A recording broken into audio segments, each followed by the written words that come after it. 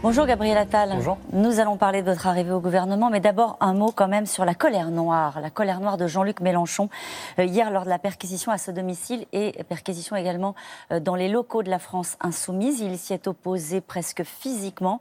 Il explique qu'il parle d'une opération politique, qu'il s'agit d'une opération politique. Ils font ça dans tous les pays, dit-il, pour se débarrasser des opposants politiques. Est-ce que vous voulez vous débarrasser des opposants politiques ? Évidemment non, et moi j'ai vu des images et j'ai entendu des mots qui choquent. Quand on est un responsable politique, comme l'est Jean-Luc Mélenchon, quand on a été candidat à l'élection présidentielle, on ne peut pas dire, comme il l'a dit, je ne suis pas un passant dans la rue, ma personne est sacrée, et parce que je suis élu, je ne suis pas injusticiable comme les autres. Au fond, ce que fait Jean-Luc Mélenchon, c'est l'éloge de l'impunité pour les puissants. Et moi, je ne suis pas pour le retour des privilèges. Je considère qu'on soit un homme politique, qu'on soit un député, qu'on soit un ministre, qu'on soit un citoyen comme les autres. La France Insoumise ou la République en marche, parce que c'est ça qu'il dit. Est-ce qu'il y a la même célérité de la justice pour la France Insoumise, le Rassemblement National ou la République en marche ? Mais évidemment, la justice est indépendante et la justice doit faire son travail.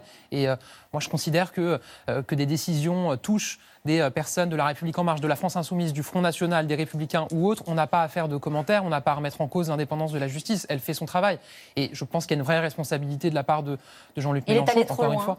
Oui, il va trop loin depuis un certain temps. Et il rappelle à ce niveau-là le discours de Marine Le Pen, qui tient aussi ce type de discours sur la justice. Je trouve ça dangereux. Ça vous a choqué de voir le Rassemblement National applaudir hier la France Insoumise à l'Assemblée nationale ? C'était assez inédit. Ça fait un certain temps qu'ils s'applaudissent mutuellement sur ce sujet-là comme sur d'autres. On voit que notamment sur les questions migratoires, par exemple, il y a des rapprochements qui sont en train de se faire et qui rappellent ce qui se passe dans certains pays comme l'Italie, où les populismes d'extrême droite, d'extrême gauche, finalement se croisent et se soutiennent mutuellement. Tout ça est extrêmement inquiétant, et inquiétant aussi sur l'Europe, puisque je parlais à l'instant de l'Italie, où effectivement on voit que ces coalitions des nationalismes, des populismes, sont inquiétantes pour l'avenir de notre pays, du continent. Et on va en parler parce que c'était aussi l'un des thèmes de l'intervention du président de la République hier soir. Juste un mot quand même sur la forme de cette intervention solennelle, crépusculaire, disent certains, lumière basse, pas de prompteur, des feuilles un peu raturées, un ton très calme.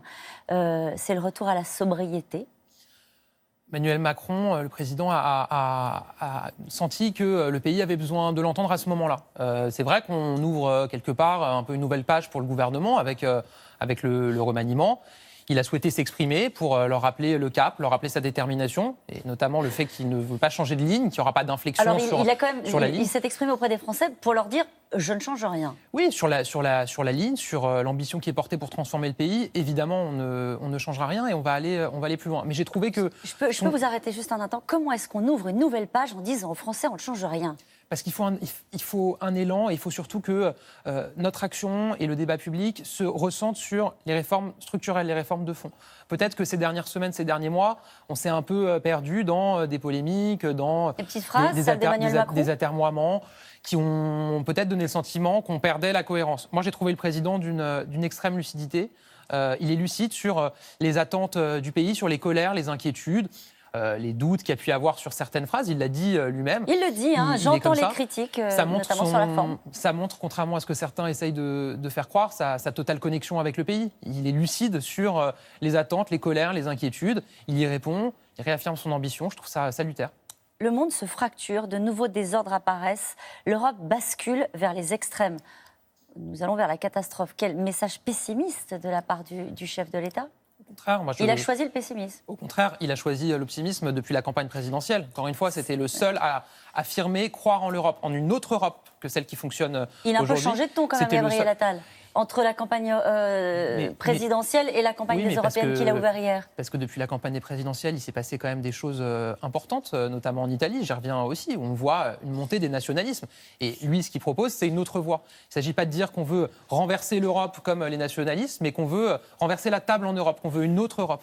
Et qu'on ne veut pas de ce que certains partis républicains traditionnels français veulent, c'est-à-dire la continuité et des personnes qui sont installées là depuis des années et une Europe qui tourne toute seule. Sans tête et sans direction.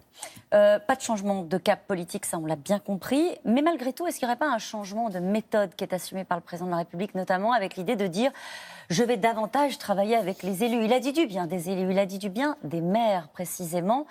Ça, là aussi, pas de changement, mais un changement quand même.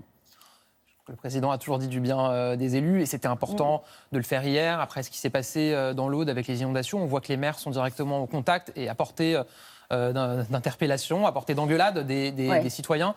C'était important de réaffirmer ça. Pas de changement vis-à-vis des élus, vis-à-vis des territoires, vis-à-vis d'une gestion qui était un peu verticale. Certains des élus l'ont vécu comme ça, en disant on nous traite en gros comme des moins que rien. Ici même sur ce plateau, Xavier Bertrand avait poussé ce qu'on appelle un coup de gueule pour dire on a besoin d'être écouté. Là aussi, il a tiré les leçons. Oui, enfin moi Non. je fais confiance davantage aux élus de terrain, aux petits élus comme on dit, ou élus de petites communes, qu'aux grands élus qui sont des personnalités politiques installées depuis longtemps et qui ne sont pas forcément les porte-parole des élus de terrain de ce pays. Mais ce qui est sûr, c'est que les élus ont besoin d'entendre aussi des discours positifs et c'est important que le président le refasse. Il faut continuer à susciter des vocations. En quoi cette équipe est plus adaptée aux circonstances que la précédente ? Moi, je n'ai pas à commenter les décisions qui ont été prises par le président et le Premier ministre. Je pense qu'il y a un certain nombre Quand même, vous faites partie de cette nouvelle équipe. De changements qui ont été faits. Moi, je suis évidemment très heureux de rejoindre cette équipe. Je suis extrêmement motivé, extrêmement ambitieux pour les missions qui m'ont été confiées, qui sont des missions importantes. La jeunesse, la vie associative. Le président en a parlé hier pendant son intervention. Les associations, c'est 15 millions de bénévoles, c'est 20 millions d'adhérents, c'est le poumon démocratique et solidaire du pays. Il faut les soutenir, il faut réfléchir à l'association au XXIe siècle. Comment est-ce qu'elle fonctionne, comment est-ce qu'elle est financée, comment est-ce qu'elle travaille sur le terrain, comment est-ce qu'elle reconnaît l'engagement de ses bénévoles. C'est une mission formidable à laquelle je vais m'atteler. Vous avez un calendrier pour la mise en place du service national universel ? On est en train d'y travailler. Il y aura des annonces qui seront faites d'ici à la fin de l'année par le président de la République. Il y a une consultation qui s'achève avec les jeunes. C'est important de les entendre, de faire remonter leurs idées. 29 ans, toujours, 29 ans et demi, pareil, secrétaire d'État. Il y en a certains qui vous regardent ce matin qui disent quand même, est-ce que c'est pas un peu jeune ? Qu'est-ce que vous leur répondez ? Je leur réponds qu'on a passé ma campagne, pendant toute la campagne des élections législatives, à me dire que j'étais trop jeune pour être député et que derrière, je crois, en ayant été rapporteur d'un des principaux projets de loi qui a été présenté, celui sur Parcoursup, que j'ai montré ma capacité de travail. Ce qui est sûr, c'est que quand on est jeune, on doit toujours travailler 3 fois plus que les autres pour montrer qu'on est crédible et légitime. Et donc je vais travailler beaucoup dans les mois à venir pour montrer que j'ai toute ma place dans ce gouvernement. Il n'y a pas forcément de lien avec la jeunesse, mais dans le journal précédent, on a vu que le Canada avait légalisé le cannabis. Est-ce que vous y êtes favorable ? Moi, je pense qu'il faut toujours se poser toutes les questions, y compris celle-là. Mais il faut toujours regarder les choses. La France est un des pays les plus répressifs en matière de cannabis, et c'est pourtant un pays où les jeunes fument le plus. Moi, je ne suis pas pour que tous les jeunes se mettent à fumer du cannabis, parce que j'ai vu, y compris dans mon entourage, des personnes qui en ont beaucoup souffert. Donc, je ne suis pas favorable à une légalisation, mais je pense qu'il faut toujours regarder tous les sujets sans tabou et se poser les bonnes questions. Merci beaucoup, Gabriel Attal. C'est à vous, Laurent. Merci, bonne journée et bon courage aussi à vous deux pour ce mercredi. Allez.